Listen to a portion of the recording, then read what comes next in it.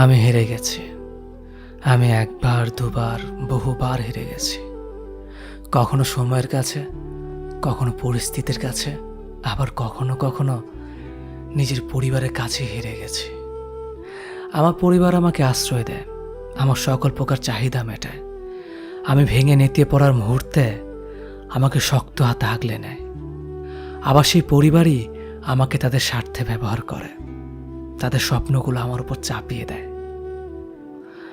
আমাকে জিতিয়ে দেওয়ার নাম করে গোহারাটাই হারিয়ে দেয়। আমার কিছু করার থাকে না, অনেক কিছু বলার থাকলেও বলা হয়ে ওঠে না। শুধু চুপচাপ মুখ বুজে পরিবারের জেদের কাছে হেরে যেতে হয় মাথা নত করে। আমি রক্তের সম্পর্ক চেয়েও আত্মার সম্পর্ককে যেখানে প্রাধান্য দিয়েছি, সেখানেও হেরে গেছি। বন্ধু মহলেও বন্ধুদের কৌতূহল বসে আমাকে জিততে দেয়নি বারংবার। আমি তাদের বিশ্বাস করতাম, নিজেকে তাদের কাছে খুচরো পয়সার মতো জমিয়ে রাখতাম। বন্ধুদের কেমন যেন ভোরবেলার আবছা আলোর মতো নরম মনে হতো। তাই নিজের সমস্ত সুখ দুঃখ, আনন্দ বেদনা, যন্ত্রণার কষ্টের কথাগুলো তাদের কাছে গিয়ে গায়ে এলিয়ে বলে বেড়াতাম। বন্ধুরা আমাকে বটগাছটাই ভাবত বটে। ক্লান্ত শরীর নিয়ে যখন তখন আমার উপর বসেই আমার শীতল ছায়াটুকু নিত। অবশেষে আমার দ্বারা সকল প্রয়োজন মিটিয়ে সুযোগ বুঝে আমাকে কুপিয়ে যেতে দ্বিধাবোধ করেনি কেউ। আমি ক্ষত বিক্ষত হয়েছি, আমি হেরে গেছি। বন্ধুত্বের কাছেও আমি খুব বিচ্ছিরিভাবে হেরে গেছি। যেখানে গেলে হৃদয়ের মাধুর্যতা বাড়ে, যেখানে গেলে হৃদয়ের ধূপপুকানি বাড়ে, যেখানে গেলে হাজার বছর বেঁচে থাকার ইচ্ছেটা বাড়ে, যেখানে গেলে দুটো মানুষের মধ্যে দূরত্বটা পুরোটাই কমে, আমি সেখানেও হেরে গেছি। আমি ভালোবেসেও ভালোবাসার কাছে পুরো দমে হেরে গেছি।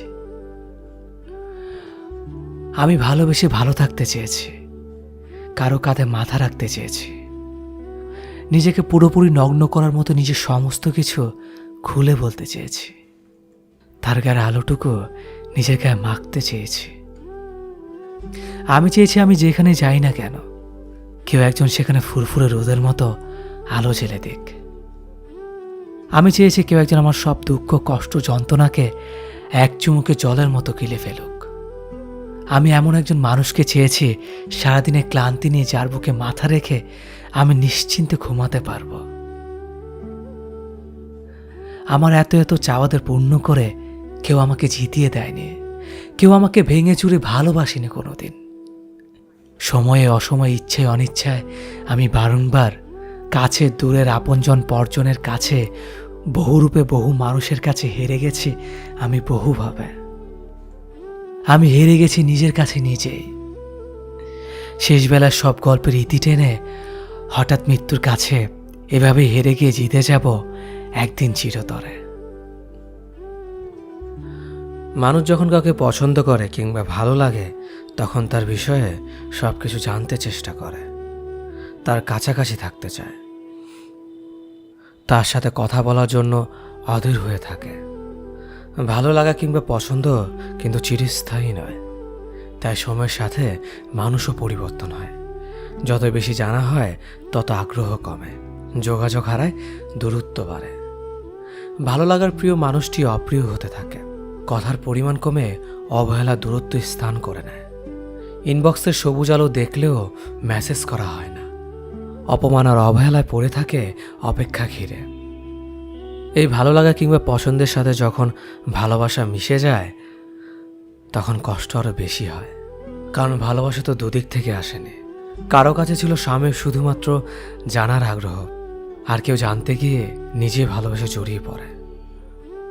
জানা আর অজানার মধ্যে আটকে পড়ে দুজন, কিন্তু একজন জানা শেষে অপ্রিয় ঘোষণা করে চলে যায়, আর অপরজন প্রিয়জন হারানোর ব্যথায় নিস্তব্ধ হয়ে যায়। ভালো লাগার ভালোবাসার ফারাক না বুঝতে পেরেই আমরা ভুল করি, ভুল মানুষকে ভালোবাসি। মানুষ ভুল হলেও ভালোবাসা তো ভুল নয়। থাকুক না হয় কিছু ভালোবাসা একতরফা হয়েই, ভালো থাকুক প্রিয় মানুষটির গল্প না হয় অপ্রিয় হয়েই। নানান বাহানায় আমরা দূরে চলে গিয়েছিলাম। তুমি একটা সময় আমাকে খুব চাইতে। সময়ের ব্যবধানে নিজেকে তোমার কাছে একদম সস্তা করে দিয়েছিলাম। মানুষ যেটা খুব করে চায় সেটা সে একবার পেয়ে গেলে তার প্রতি আকর্ষণ কমতে শুরু করে। এটা একটা শর্তের মতো, এটা সবার ক্ষেত্রেই হয়। কিন্তু তোমাকে একটা ব্যতিক্রম মানুষ ভেবেছে তুমি এমন করবে না, ঘুরে ফিরে করলে তাই। নিজের আত্মসম্মান যা নষ্ট হয়ে যায় সেটা সে আর ফিরিয়ে আনতে পারে না। তেমনি যে আমি তোমার মতো অকৃতজ্ঞ মানুষের দেখা পেয়ে গেছি, আমি আর অকৃতজ্ঞ হতে পারলাম না। নিজেকে তোমার প্রতি কৃতজ্ঞ মনে হয় এখন। আত্মসম্মান হারিয়ে কৃতজ্ঞতা স্বীকার করার মানসিকতা পেয়েছি। আমরা কিছু হারালেই কিছু না কিছু ফিরে পাই। সুখ হারিয়ে দুঃখ পাওয়াটাও একটা অর্জন। কত শত মানুষ আছে একটু শান্তিতে কাঁদতেও পারে না। তাদের কষ্টটা ঠিক কোথায় তারা বুঝতেই পারে না।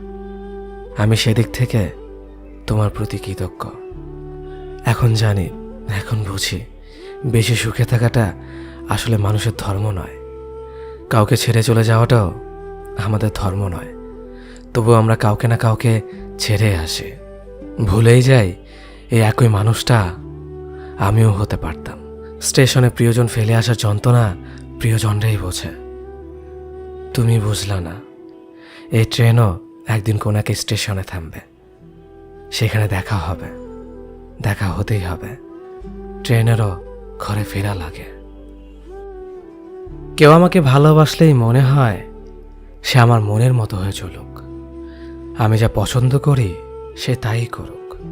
আমার যা কিছু অপছন্দের সে এড়িয়ে যাক। এই ব্যতিক্রম হলেই আমি ভাবি আমার পছন্দ অপছন্দের কোনো প্রায়োরিটি দেয় না। সে আমাকে কতটুকুই বা ভালোবাসতে পারে। আমি যাকে ভালোবাসি সে চায় আমি তার মনের মতো হয়ে চলি। তা যা কিছু অপছন্দের আমি তা এড়িয়ে যাই, তা যা কিছু পছন্দের আমি তাই করি। এর ব্যতিক্রম হলেই সে ভাবে আমি তার মতামতের প্রায়োরিটি দিচ্ছি না। অথচ আমাদের দুটি জীবন আলাদা, আমরা দুটি মানুষ আলাদা, আমাদের পছন্দ অপছন্দ আলাদা, আমাদের ভালো লাগা মন্দ লাগার কারণ আলাদা, আমাদের স্বপ্ন আলাদা। এই যে নিজেকে প্রতিষ্ঠিত করার চর্চা, এটা অপরাধ নয়। জীবনের জন্য মানুষ লাগে, মানুষের জন্য জীবনকে স্যাক্রিফাইস করার অনুভূতিটা খুবই সাময়িক। আমরা এত বড় একটা হৃদয় নিয়ে মানুষকে ভালোবাসার পর এতটা সংকীর্ণ হয়ে যায় কেন, কে জানে। আমরা কেন একজন আরেকজনের পৃথিবীকে সংকুচিত করে দিতে চাই? ভালোবাসলে স্বাধীনতা দিতে হয়। স্বাধীনতা মানেই উড়ে যাওয়ার ভয় নয়। যে তোমাকে ভালোবাসবে স্বাধীনতা পেলেও সে এসে তোমার পাশে বসে থাকবে। যে ভালোবাসবে না, তাকে আটকে রাখলেও সে তোমার নয়। একটা নির্দিষ্ট বয়সের পর ছেলেরা যেন পরিবারের বোঝা হয়ে দাঁড়ায়।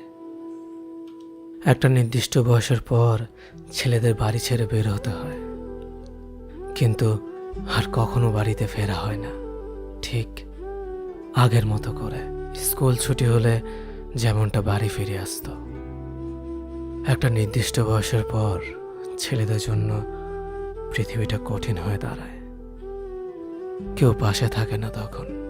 পরিবার সে তো আগেই জানিয়ে দেয়, এখন নিজের পথ নিজে মাপো। একটা নির্দিষ্ট বয়সের পর বাবা মার আদর আর পায় না আগের মতো করে। ব্যবহারে বুঝিয়ে দেয় নিজের প্রয়োজন নিজে মেটাতে পারো না, আবার আদর চাও কেন। একটা নির্দিষ্ট বয়সের পর ছেলেরা ডিপ্রেশনে ভুগতে থাকে। আর হ্যাঁ, সেটা ক্যারিয়ারের জন্য, নয়তো যে পরিবার তাকে সন্তান স্বীকৃতি দিতে লজ্জা পায়। একটা নির্দিষ্ট বয়সের পরে পরিবারের কাছে সামান্য কিছু আবদার করার যোগ্যতা হারিয়ে ফেলে ছেলেরা। তখন মোবাইলে রিচার্জের জন্য 20 টাকা পরিবার থেকে চাওয়ার চেয়ে আত্মহত্যাটাই সহজ মনে হয়। নির্দিষ্ট একটা সময়ের পর ছেলেদের চারপাশটা ধীরে ধীরে সংকুচিত হয়ে আসে। এই সময়টাতে একটা ছেলে কতটা কষ্টে থাকে সেটা কেউ জানতে পারে না। একটা নির্দিষ্ট সময়ের পর পৃথিবী জানিয়ে দেয় তুমি সোনার চামচ মুখে নিয়ে জন্মাওনি। তখন পৃথিবী তোমাকে একা ছেড়ে দিবে। হয়তো জীবনের সাথে সংগ্রাম করে তুমি হয়ে উঠবে গল্পের নায়ক, নয়তোবা তুমি হারিয়ে যাবে ওই পথচারীর মতো, যার গন্তব্যের কোনো সন্ধান পায়নি।